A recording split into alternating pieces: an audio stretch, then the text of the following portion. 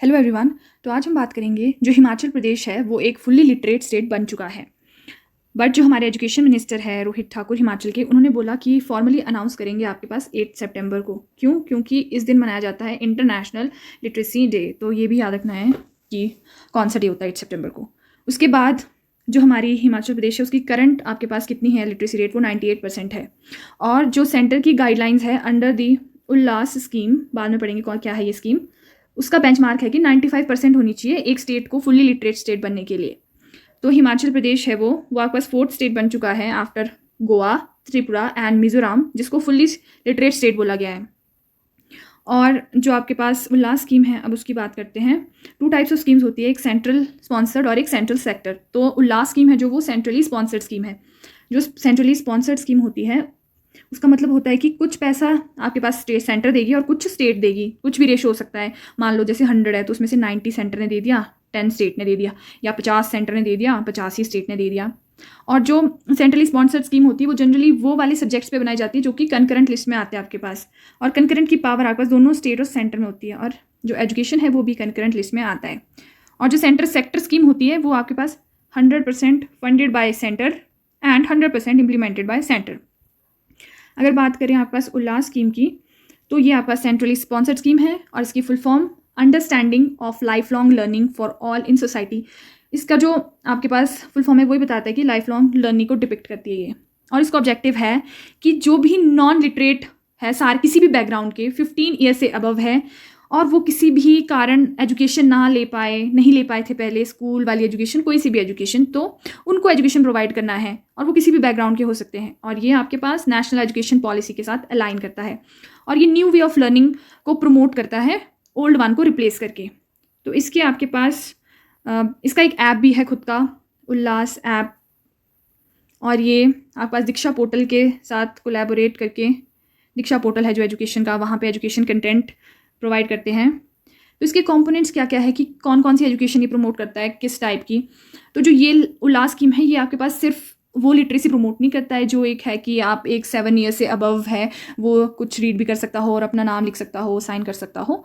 ये आपके पास overall education पे फोकस करता है। जैसे कि फाउंडेशनल लिटरेसी मीन्स जो बेसिक्स हैं आपके पास, जैसे कि उसको पढ़ना आना चाहिए, लिखना आना चाहिए, और कुछ अरिथमेटिक ऑपरेशंस या मैथमेटिकल ऑपरेशंस कर पाए वो आदमी।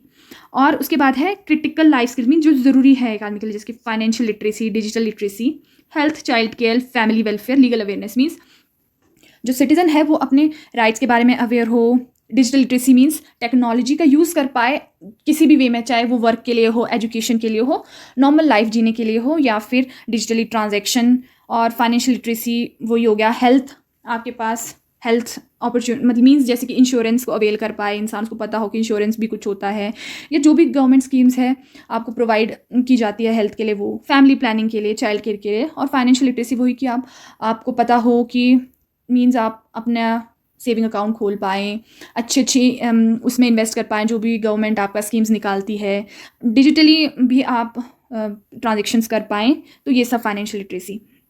और जो वोकेशनल स्किल्स हैं वो है कि आपके पास आप जो भी स्किल्स होगी जैसे निटिंग, सुइंग, या फिर जो भी सेल्फ हेल्प ग्रुप्स में प्रमोट की जाती है स्किल्स, वो जिसको जो स्किल्स पसंद है, जो आपके पास हैंडीक्राफ्ट्स हो गए वो, और अलग अलग फील्ड्स में हो सकती है, लाइक आर्ट एंड क्राफ्ट में, जिसका जो भी नेटिव आपके पास बिजनेस होगा। जैसे लाख की चूड़ियाँ भी होती है तो उसमें स्किल्स प्रमोट कर दी किसी की।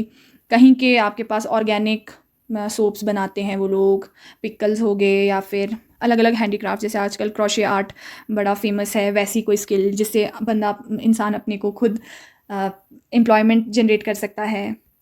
इसके बाद है आपके पास बेसिक एजुकेशन जो हमें दी जाती है स्कूल्स में, अलग अलग लेवल्स पे उसके लेवल्स होंगे कि बेसिक, एडवांस, ऐसे। फिर कंटिन्यूइंग एजुकेशन अलग अलग फील्ड्स में, आर्ट्स, साइंस, टेक्नोलॉजी।